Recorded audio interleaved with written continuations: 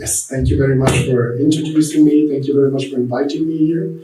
Dr. Chenjen Mambang, Sri Paul Singh, Dr. Pandey, Dr. Ayer, dear participant of this workshop.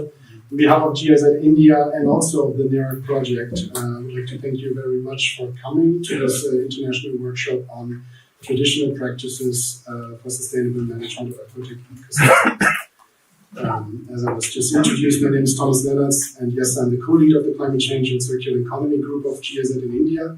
I assumed this position only 2 months ago, and I also arrived in India only 2 months ago. So I'm still pretty new to the country. My last position was at the headquarters of GIZ in Germany. And this is actually the first time that I was able to leave Delhi since I moved to India. And to be honest, it's not a bad time to leave Delhi right now. So I was very, very pleased to be invited to this workshop. So I arrived in Kohima already on Tuesday, and I was very happy to breathe some clean air and to look into some blue skies. And then there was also something that surprised me, which was actually that the traffic here is almost as bad as in Delhi. So not everything was as I expected it to be, but that also is a sign that this town is really like a fast developing hub, and there's some thriving development going on here, which is nice to see.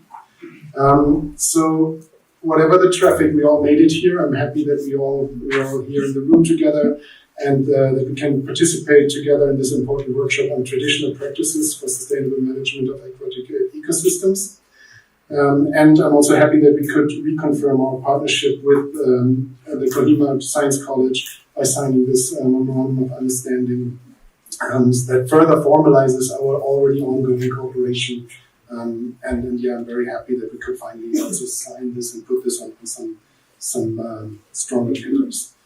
The GIZ Climate Change and Circular Economy Group is a group of about 18 projects that are implemented all over India and on very diverse topics, ranging from carbon markets, climate risk insurance, to developing financing solutions for adaptation in rural India. And I'm very happy that the NERAC project is one of those projects, because it has a specific angle to it. The NERAC project, the way I see it, is an important interface between climate change adaptation and biodiversity and rural development, which we don't have in our portfolio that much. So this puts it into a quite unique position. And I think the impact of climate change on biodiversity and on aquatic ecosystems is often not at the center of the climate adaptation discourse.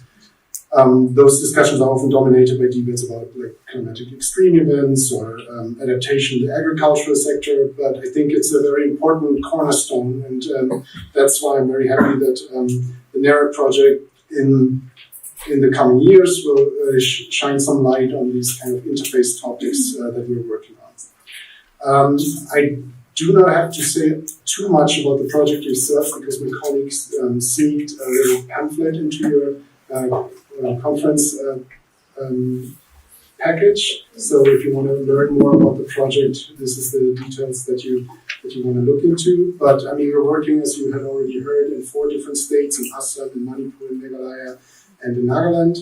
And what my colleague Patricia, who's unfortunately not able to come here because she's still struggling with her visa, but I hope that will be solved soon. What she already said was that we are working on this science, people, and policy connect.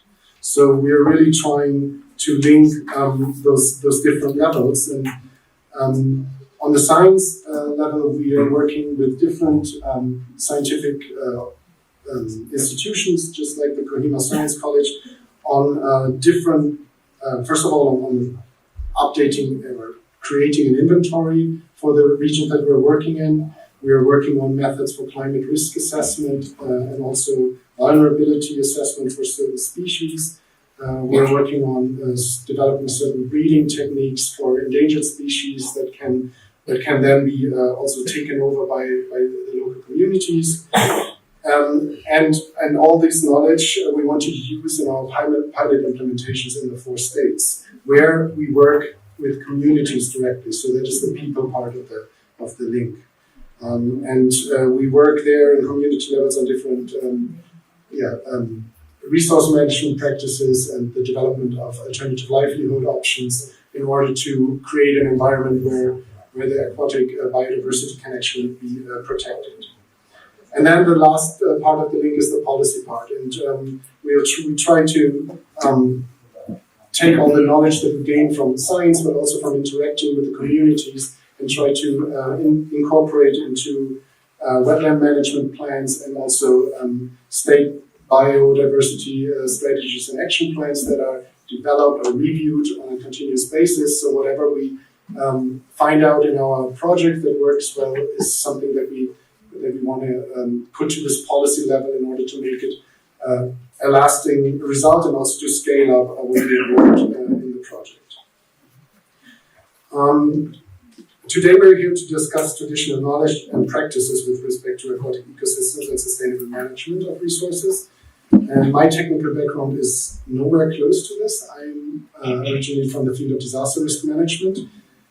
So I'm not really an expert in aquatic biodiversity. However, I do have my own experiences with researching local knowledge.